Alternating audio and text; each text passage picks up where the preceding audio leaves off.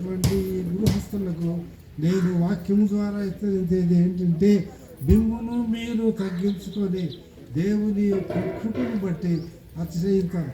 వాక్యంలోనే ఉంటున్నది, అతిశయించువాడు ఎవరైనాను దేవుని యందు అతిశయించాలి. మన సొంత అతిశయము కాదు. దేవుని యందు అతిశయించినప్పుడు దేవుని యొక్క కృప మనకు జ్ఞాపకము వస్తూ ఉంటున్నది. ఆ విధంగా మనము ఉండవాలని చూస్తూ ఉంటున్నాము. అట్టి భయమును భక్తిని కనపరచాలి మీరు. అప్పుడు దేవుడు ఏమంటున్నాడంటే, ఈ యొక్క ఆలయమును గురించి మాట్లాడే సమయం ముందు, నేను ఈ ఆలయమును పరిశుద్ధ పరిస్థితిని నా దృష్టియు నా మనసు నిత్యము దాని మీద ఉండును. ఈ యొక్క ఆలయమును ఇప్పుడు మీరు ప్రతిష్ట చేస్తూ ఉన్నారు. కానీ మనమందరం ఇక్కడ చేరినటువంటి ఉద్దేశము ఏంటంటే, ఈ ఆలయం ఈ యొక్క గృహమును మనము ప్రతిష్ఠితము దేవునికి చేయాలి. ఆ విధంగా చేసినప్పుడు దేవుడు ఏమంటున్నాడు, నేను పరిశుద్ధ పరిస్థితిని ఏ రకమైనటువంటి ఈ యొక్క సాతాను సంబంధమైన విషయములు కానీ, బాధలు ఇరుకులు ఇబ్బందులు కానీ, ఆపదలు కానీ రాకుండా నేను దానిని శుద్ధ పరిస్థితిని లేక పరిశుద్ధ పరిస్థితిని అని అంటున్నాడు. నా దృష్టియు నా మనసు ఎప్పుడు దీని మీద ఉంది.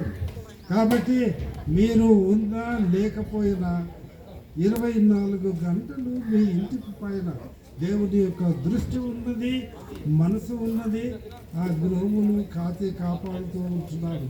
కానీ ఒకటి మాత్రం చేయాలి, ఎప్పుడైనా మీరు రెంట్కి ఇచ్చేటట్లయితే ఎవరికి ఇస్తున్నామని బాగా ఆలోచన చేయాలి. ఎట్లయినా వాక్యం చెప్పేస్తుండు దైవ సేవకుడు కాబట్టి పర్వాలేదు అన్నట్టు ఎవరికంటే వారికి ఇవ్వదు. ఎంత లేట్ అయినా పర్వాలేదు, మంచి పార్టీ దొరికే వరకు చూడండి. నేను నా ఫస్ట్ ఫ్లోర్లో ఇంటిని కిరాయికి ఇచ్చేటప్పుడు 9 నెలలు వెయిట్ చేశాను. అంటే 9 నెలల రెంట్ పోయింది. అయినా పర్వాలేదు, చాలా సంతోషము అనే. ఇప్పుడు మాకు మంచి క్రిస్టియన్ ఫ్యామిలీ ఉన్నారు. వారు కూడా హెబ్రోన్కు వెళ్ళేటటువంటి వారు. కానీ ఆ విధంగా అంటే అది మనము అజాగ్రత్తగా ఎవరికంటే వారికి తొందరగా ఇవ్వడం లేదు. అది ఒక చిన్న సలహా అన్నమాట. కాబట్టి దేవుడు అన్ని విషయాలు చూసుకుంటారు. మీ యొక్క ఇంటిని కాపాడి ఆయన యొక్క హస్తమును మీ యొక్క మీరు ఈ గృహమునందు జీవించున్నప్పుడు మీకు ఒక అభయ వాక్కును నేను ఇవ్వాలని అనుకుంటున్నాను. యెషయా 41వ అధ్యాయము 10వ వచనంలో ఈ విధంగా ఉంటున్నది. ఏంటి అంటే, fear not, I am with you. భయపడకు, నేను మీకు తోడై ఉన్నాను. ఇక ఇంతకంటే ఎక్కువ మనకి ఏం అవసరం లేదు. మన స్నేహితులు, మన యొక్క బంధువులు, మన యొక్క ప్రియులు, వారందరూ కూడా మనకు తోడై ఉంటున్నారు. సరే, కానీ దేవుని మాటలు చూడండి, fear not because I am with you. రెండవ మాట అక్కడనే ఉంటున్నది, be not dismayed because I am your God. Dismayed అంటే కంటిన్యూస్గా వరి చేసేటటువంటి మాటను డిస్మే అని అంటారు. మీరు ఎప్పుడు ఒక విషయాన్ని తలంచి మీ తల చిత్తగొట్టుకోవడం అవసరం లేదు. దేవుడు మీకు అన్ని విషయాల్లో సహాయం చేస్తాడు.